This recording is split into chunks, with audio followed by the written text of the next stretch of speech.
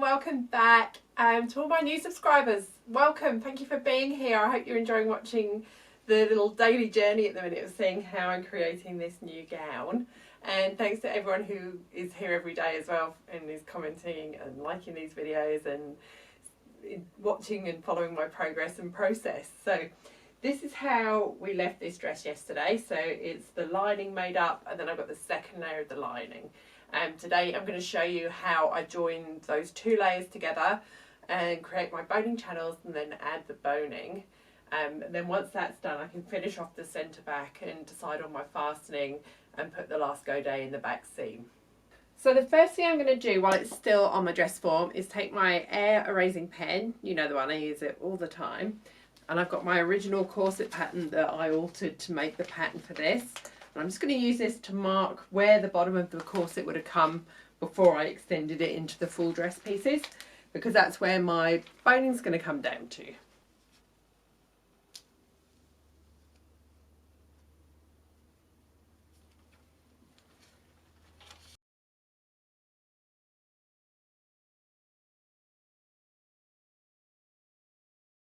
I think what I'll do is just draw one side and then match it up so it's even. I'll use this side. Remember, this looks terrible, but this pen will disappear in a day or so. Cool. So now that's marked all the way around, I'm just going to take it off the dress form and move back to my workspace and start pinning the layers together. So next I'm going to take my two layers of satin lining, and with the wrong sides together I'm going to start pinning them together.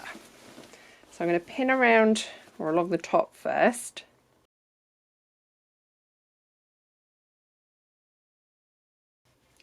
And I'm going to do all my pinning and all my stitching from the inside, so the long layer, because that's the layer that will be visible once the dress is finished. The shorter layer is going to be hidden inside. So this is the inside of the dress, this is the outside, and this will be hidden under the sequin layers.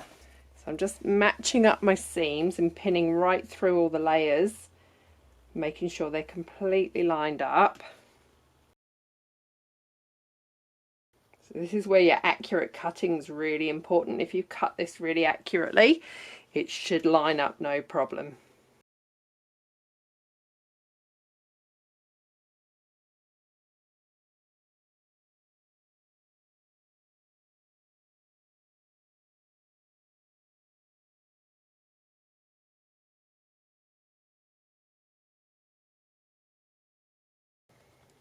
I'm just starting to pin the two seams together evenly, lining them all up. So I'm pinning through the outside, making sure it lines up with the seam on the inside, and then bringing the pin back through. And again, with accurate cutting, this should all line up really nicely.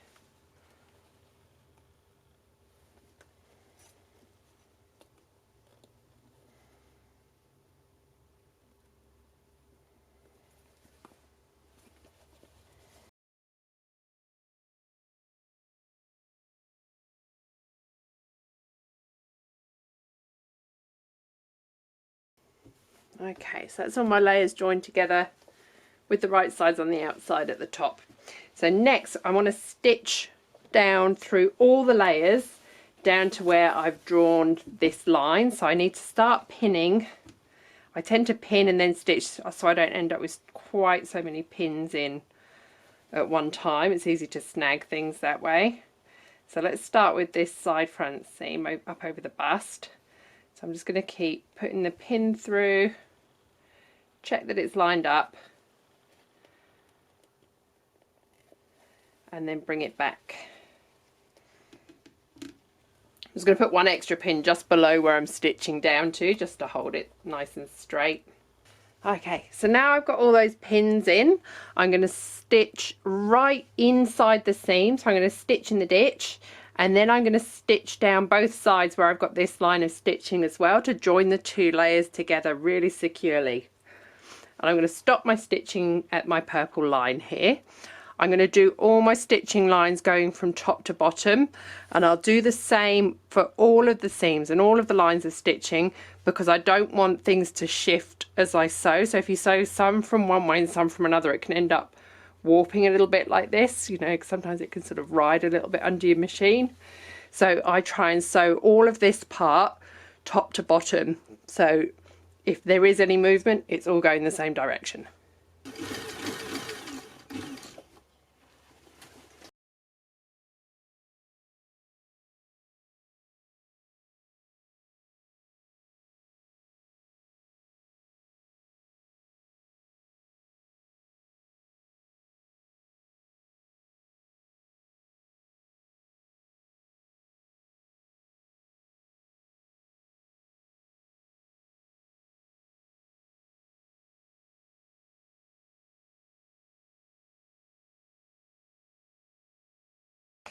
So this is how the seam looks on this side once it's all stitched. So I've stitched down it 3 times just to make it nice and secure. And that's how it looks on the inside. So you can see in places it does move a tiny bit. It's impossible to get it to stay absolutely perfect, which is why I do all my stitching from the side that's going to be seen rather than this side, which will be hidden once it's all together. And I was just sewing green and now I've got green fluff in it. That's right, pick straight out. So I'm going to go ahead now and do exactly the same on the remaining 5 seams. So this is my dress with all of the layers sewn together at the seams. I've just tacked along the top to hold it together for now. I didn't want to machine stitch on there because that's how I'm going to be putting the boning in soon. And then I've just machine stitched a double row of stitching along that line that I drew that was the bottom of the corset, so I know where to stop my boning channels. I've done a double row just in case the boning busts through one of them. There's a second one just to stop it busting through again, because it's going to be hard to get inside it and fix little things like that after it's completely together. So the next thing I can do is start stitching my boning channels. So I'm going to stitch maybe 2 down the centre front, and I'm just going to use some Ridgeline in those, the plastic boning, just to hold it up a little bit. I don't want spiral steels here because they're just a bit too firm, whereas the Ridgeline's just, it's enough to hold the bust out but without squashing it. Then I'm going to do, one just behind each seam, one in the centre of each of these panels, and then I'm going to put it back onto the dress form and work out exactly how I'm going to do the centre back and what boning I need at the centre back. On this side that's going up into the strap, I'll still stop my boning at the same height as this side, as if that was the continuation of the curve there. It doesn't need to go all the way up here. This is the spiral steel boning that I'm going to be using in most of the bone casings. I buy it by the metre and cut it to the length that I need. I get this from Metro Fabrics in Australia. I'll put the link to that in the description. There's also a website called Booby Traps that does spiral steel boning, and lots of sort of lingerie and corsetry supplies as well. Then I'm just going to use this narrow Ridgeline in that centre front panel. So this isn't particularly thick or strong boning. This corset doesn't have a lot of reduction, and I've chosen to use the thinner boning rather than the wider one because I want to keep it again as invisible as possible within this. So you could use chunkier boning if you're doing more reduction. If there was more reduction and it was more corseted, I would have put another strength layer in. When I do just regular corsets, I normally put another strength layer in as well. But for this dress, having no extra strength layers, having not huge amounts of boning and not big chunky boning, I think it's going to be enough to hold it up and give us the support and the shape we want. If it was more of an extreme shape, then it would need more support and more strength. Does that make sense? I hope that makes sense. When I bought my sewing machine, the guys at the sewing machine repair shop where I bought this machine from, which is my old Singer sewing machine, I talk more about that in my supplies video, my favourite supplies. I'll link that above. But this is what I use to sew my boning channels. So this is really handy for setting the width that I want my boning channels to be. Then I just line this up with the stitching that's already there, normally with the seam. And then when the needle goes in, it forms a really nice even boning channel. So that's how I do mine. You can mark them if you haven't got one of these. Just measure and mark if you need to. So I'm going to set the right width for each of the bonings that I'm doing. Normally a couple of mils wider than the boning itself, maybe 4 mil wider. It depends how thick it is as well. So I'm going to figure that out and stitch all my boning channels. With the initial stitching, I did everything from the top down. Because this is only on one side, I haven't got a choice. I have to do some top to bottom and some bottom to top. But I always do my top stitching on the same side. I think that's more important.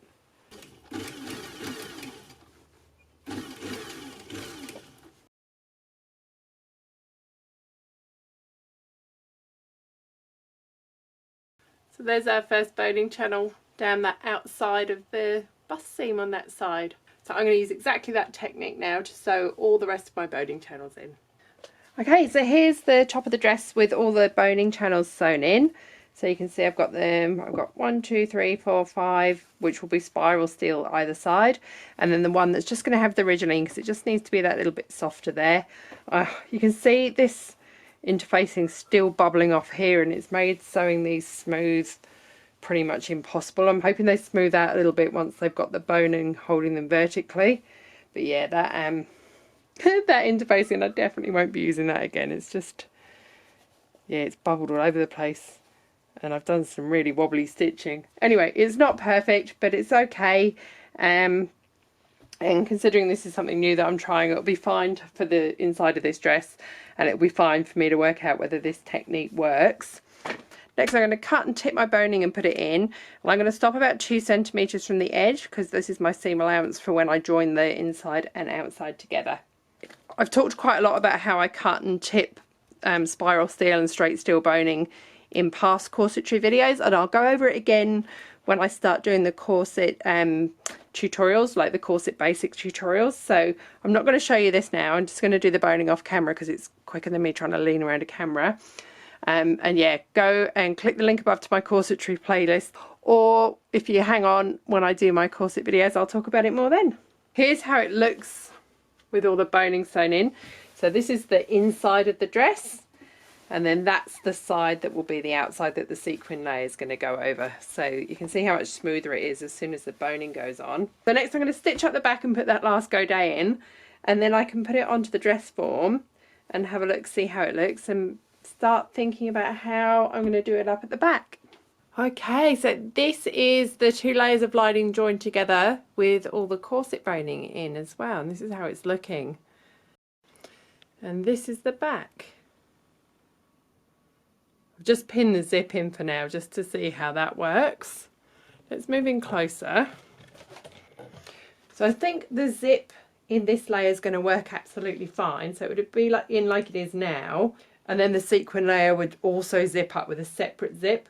If you missed it, the reason I've done this is because I want the outside layer to have a concealed zip in, but it's not going to be strong enough to hold the whole dress onto someone. It'll be fine on the mannequin, but the concealed zip wouldn't be strong enough to hold the corset in on an actual person. So it still looks a little bit wrinkly because it's not pulled tight, but I think once we've actually got a body in there, pulling it tight, it will be lovely and smooth. I think I need to do one more piece of boning up here. Wonder if I need one right by the zip. Probably don't actually. I think I need to do just one more up here, which will be spiral steel as well. So that's the back. And that's the front. Again, it looks a little bit baggy, but once it's pulled tight on someone, it should be absolutely fine. So it's sitting nicely over the bust. You can see how the ridgeline just sort of supports the bust part there. It's a little bit wrinkly in places. Again, I think it's because this is where the satin was bubbling off the interfacing, which was annoying. But it's all going to be hidden underneath the sequin, so I'm not that bothered. Yeah, but overall I'm really happy with how it's looking. I'd like to get a friend in to come and try it on, see how it actually looks with a squishy body inside it. Instead of, these mannequins are great, but because they're so hard, you don't get that sort of reduction and that corseted shape on them really, but it's fine for doing things like this. I love the shape at the bottom. I think it's going to look so cool. Yeah, so tomorrow I've got a wedding dress alteration I have to do in the morning, which hopefully will only take me in the morning and not longer. Actually, it might take me a couple of hours of the afternoon as well. But as soon as I'm done with that, I'll start cutting the sequins, and then we can get this top layer on and get it all put together. And then I can't wait to start making the red strips to make the candy cane. I've been trying to think about how I'm going to make the bow as well, so I'm kind of trying to figure that out too. So, but yeah, this is our insides done. I've just stepped outside and the smoke has come in again big time. The sun is orange, like red orange behind me. I don't know if you can see that, if the camera's picking it up, but it smells like the fires are close. I don't think they are, but it smells really, really smoky, really smoky. Yeah, so I'm going to go hide out inside away from all of this, and hopefully it doesn't make my breathing and my skin bad again, because it was all just getting better. So yeah, I'm going to go inside and avoid breathing this in too much.